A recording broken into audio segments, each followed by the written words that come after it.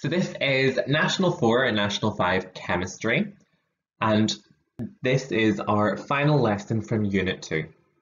And what we're going to be looking at is how we can get energy from fuels and how we can actually calculate the amount of energy that we can get from burning a fuel. So whenever we looked at rates of reaction, we saw that one of the signs of a chemical reaction are that it can cause a change in temperature. And we learnt that there were two types of reaction, an exothermic reaction and an endothermic reaction. Exothermic reactions are ones that produce energy and they increase the temperature of the reaction. Endothermic reactions are ones that require energy, and as time goes on, the reaction decreases in temperature because it is taking in heat from its surroundings. Now, combustion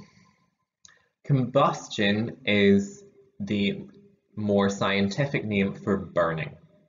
And combustion is when we have a hydrocarbon or an alcohol reacting with oxygen to produce heat energy, carbon dioxide, and water.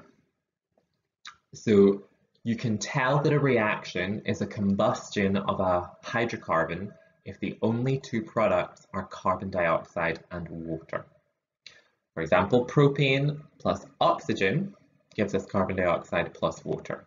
The carbon dioxide comes from the carbon in the hydrocarbons reacting with oxygen, and the water comes from the hydrogen in hydrocarbons reacting with oxygen.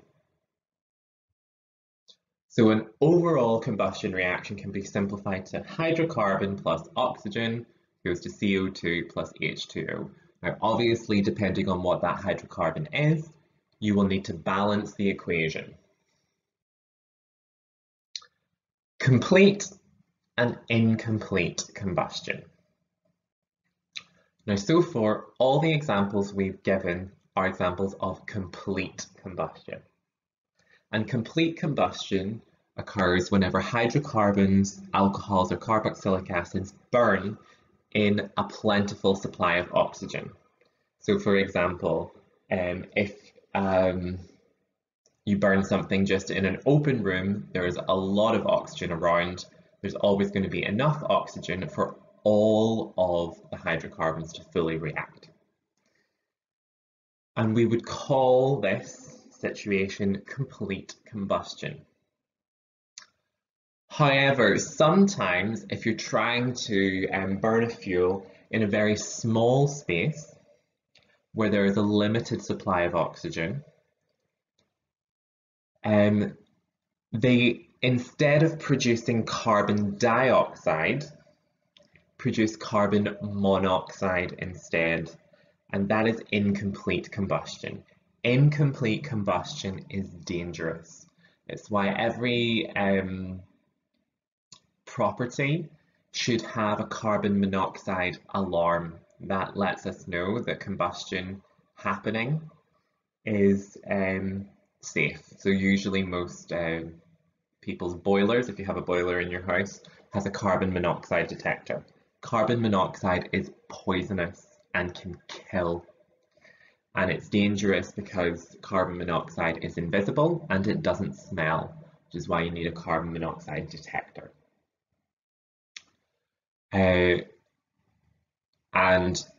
What it does is that it actually interacts with your blood to starve you of oxygen. So it is dangerous, and incomplete combustion should be avoided where possible. So we have said that the products of combustion are water and carbon dioxide, but how can we prove that? Well, there is a simple setup that you can do to basically trap the products of combustion. So what you do is you have a fuel burning, and above that burning candle or other fuel source, you have a funnel, and that funnel basically collects all the gases and pushes them through a tube. Now, if that tube gets put into an ice bath, any water that's passing through that really cold tube will condense, and you'll be able to see condensation on the inside of that flask, and that's proof that water is being produced. But carbon dioxide does not condense, and it will keep moving through the tubing. Now we know that the test for carbon dioxide is that it turns lime water cloudy. So if we then allow the gas to bubble through some lime water, we can see if that lime water turns cloudy, that we have indeed produced carbon dioxide. If you say, well, there's carbon dioxide in the air anyway, a control experiment to prove that the carbon dioxide is being produced from the candle is to set up this experiment without the candle burning, leave it for an hour or so, and that will just be the carbon dioxide from the air, and it will not be enough to turn the lime water cloudy. Then when you try it with the candle, you should see that the lime water will slowly start to turn cloudy, proof that carbon dioxide is being produced in the burning of the candle. Now, we know that when we burn hydrocarbons, you can feel heat being given off. You also see the light of a flame. That is energy being produced from the fuel. That's turning chemical energy in the bonds inside your molecules into heat and to light energy. And we can investigate the energy released by different fuels. Now, different fuels will provide different quantities of energy. And this can be measured experimentally and calculated using the equation AH, so that's the energy, the heat energy produced, is equal to Cm delta T. Now that equation, AH equals Cm delta T, it's great if you can remember it, but if you can't remember it, it is on page 3 of the data booklet. It's the first equation that you're given, AH equals Cm delta T. But it doesn't tell you what each of the terms means. Now C is the specific heat capacity of water. That just means that C tells you how much heat is produced or needed to heat water by 1 degree Celsius. C is equal to 4.18, and it is given to you in the data booklet. C is given to you at the bottom of page 3 in the data booklet. M is the mass of water. Now, typically, you will not be told what the mass of water is. You're typically given the volume of water. But it's quite easy to convert your your volume into mass, because 1 litre weighs 1 kilogram.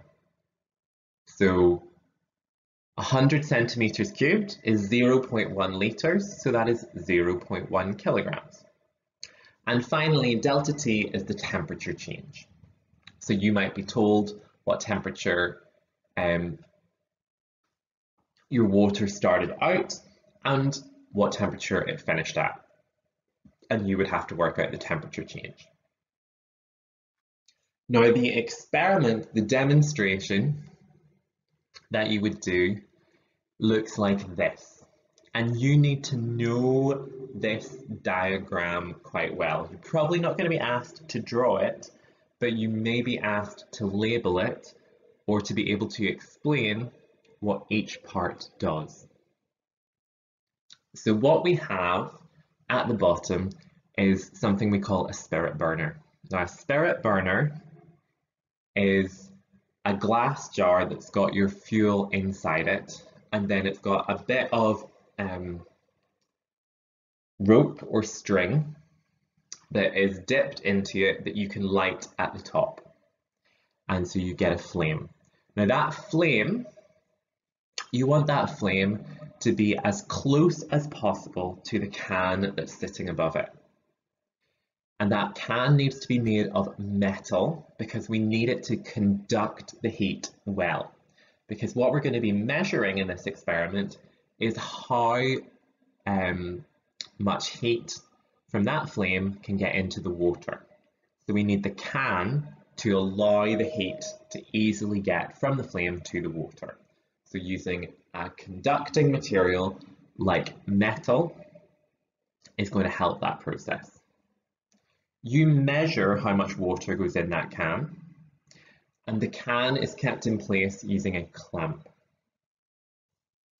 You put a thermometer in the can, and the thermometer must not touch the metal. It must only sit in the water. So you might hold it in your hand to allow you to measure the temperature of the water, or you can also clamp the thermometer to keep it in place. You want the thermometer only in the water because if it's touching the can, it's not going to give an accurate temperature of just the water, which is what we want. Now, surrounding this whole experiment is a thing called a draft shield. Now, a draft shield, that's just to stop any drafts or winds or breezes in the classroom or the lab to blow the flame around and make it more difficult for the flame to directly heat the can. The draft shield is there to keep all of the energy from the flame going directly into the can straight upwards and not the flame blowing around the place. So we need to know about the spirit burner. We need to know that the can needs to be metal because it's a conductor. We need to make sure that we have a thermometer inside and the thermometer is not touching the sides of the can. We need to measure the volume or the mass of the water, and we need a draft shield to make sure that the flame is just directly heating the can and is not blowing around in different directions. Now this experiment, what could you do to improve the results of your experiment? Because you'll get a chance to try that in class. Well, heat will always be lost to the surroundings, but using the draft shield can overcome that. Also, by making sure that your can is just sitting directly above the flame is going to stop heat loss as well. If you have your can too far away from the flame, a lot of the heat is going to be lost into the surroundings.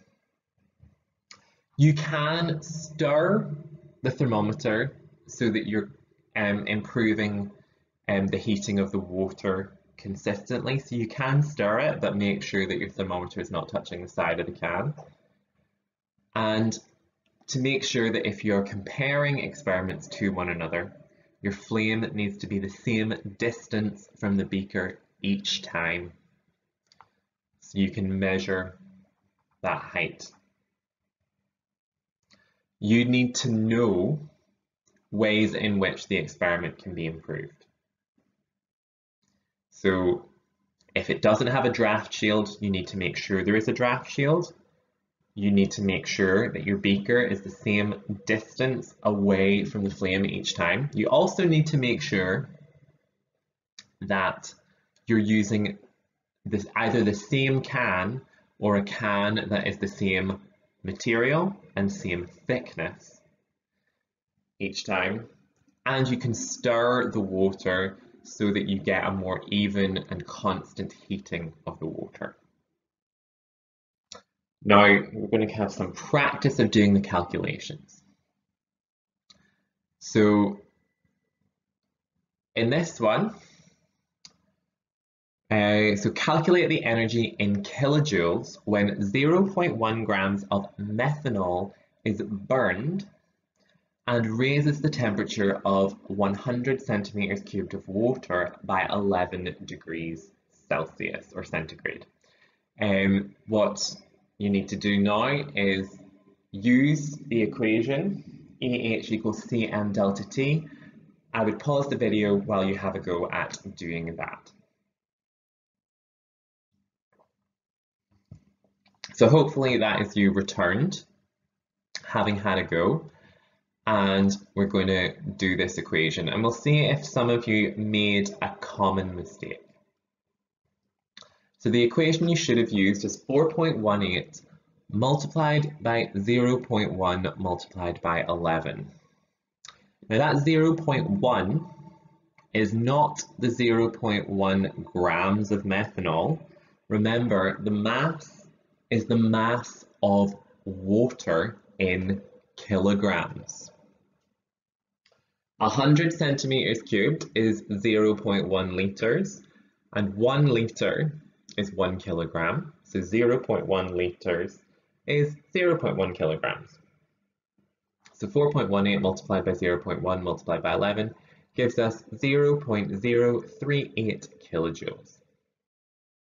We've got another one here. Methanol was burned in a spirit burner and raised the temperature of 800 centimeters cubed of water from 20 to 85 degrees. So you have a go at that one.